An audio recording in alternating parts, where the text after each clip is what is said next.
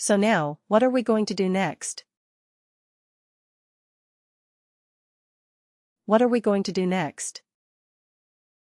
The first one says condition. Okay, this condition has to be a true-false field. Do we have any true-false fields with us? Yes, we have. We have created them. So, let's start using them.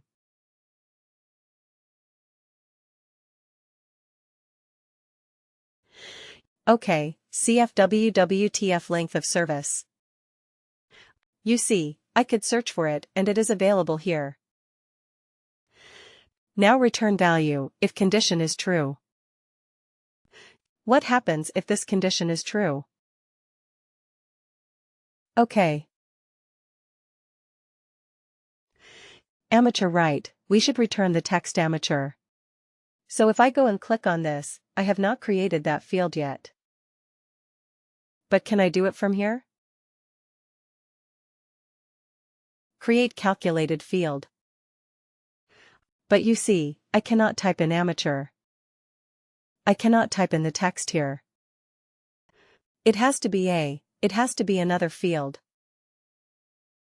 That is why we have to store the value in a text constant. Write an evaluate expression. That's a good thing and a bad thing. The good thing is it can. It is so diverse, it is so powerful. Bad thing is, for everything you have to create another calculated. That's the bad thing. So here return value of condition is true. Let's click on that and say create calculated field. So we will call it a CF text constant. Right. Amateur. And we have to also put a W? W right. So business object. Now you have two options to store the business of. To use a business object. One is, you can use worker, of course, like the rest of the worker-related objects, or you can use global. Right. Why global? Because, let's say, if we do something else, we may also want to use this text constant amateur. It is not always related to the work. To worker. It can be for something else as well. Right. So we may want to use it there.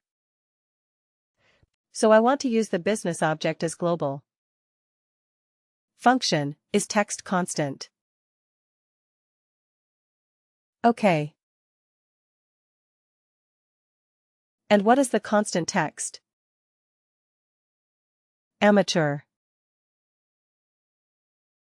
Isn't it simple? Copy. Okay. So you see, it automatically comes here. CF, WWTC amateur. Alright. Let's keep adding our 4 conditions here, one after the other. Alright. CF WWTF. Let's see if we can quickly find those fields. So we have done 0 to 7. Let's use 8 to 15. And again CF WWTF. So we can use 16 to 30. And CF WWTF 31. Right.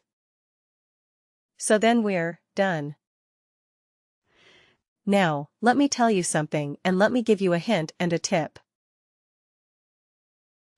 WorkDay will start evaluating from top to bottom. Okay. This is the direction in which it will evaluate. The first matching condition that it finds it will result in that.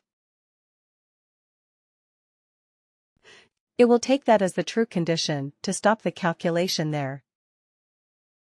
The first matching true condition. So to improve performance, what should you do? We should use them. We should try to do the minimum number of calculations. Correct.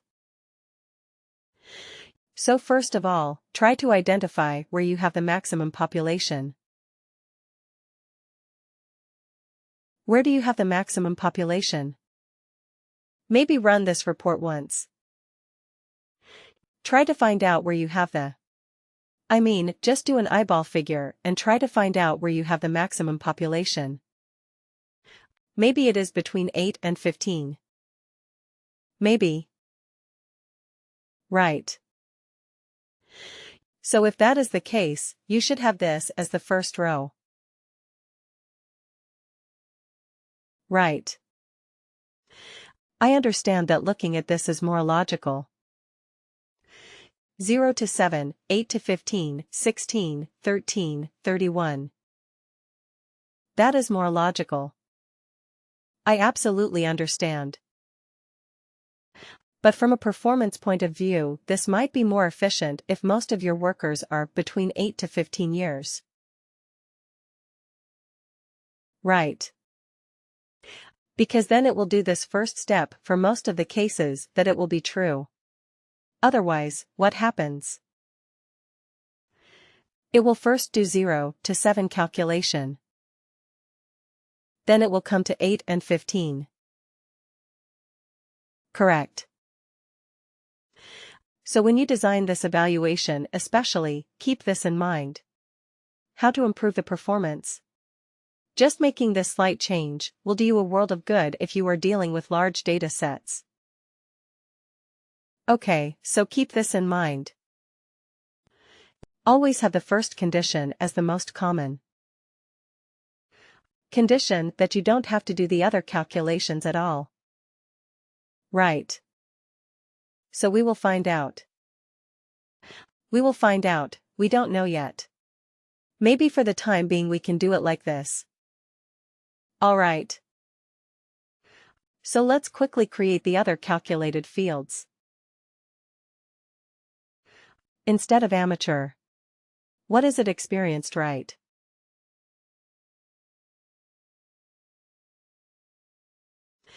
Okay, and let's put it as experienced. Okay. Alright. So, 2 fields that are. Let's quickly do the third one, create calculated field very quickly. What is the other condition that we had? Senior and legend. Okay. So instead of amateur, we will call it a senior function. Is this constant?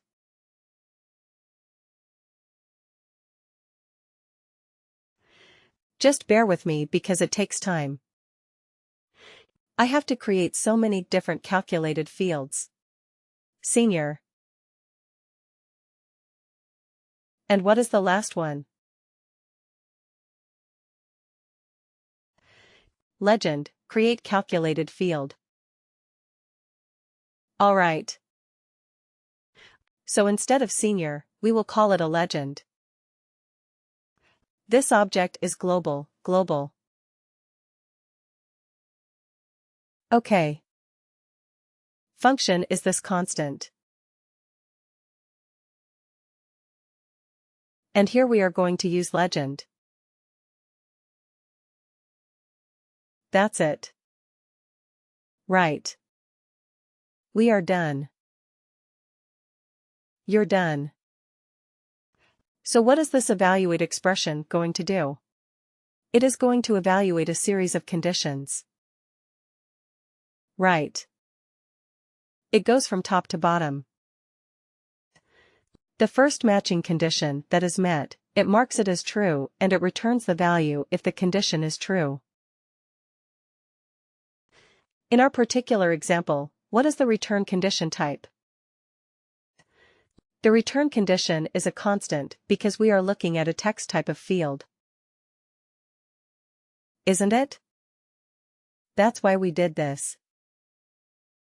Alright. So we are done. Let's save this. The save. This field is very complicated field that we have created. We have used 8 different calculated fields and we have put them all together in one more calculated field. So 9 different calculated fields. Wow. So let's go back to our report and use this calculated field in the report. Here it is. So we go here and we say, Custom Report Edit. OK. And we scroll down. Just after you. Oh no. Right after this. OK. Shall we keep this other one, the text, years of service? We no longer need it, right? We have already converted that to a number and we have it.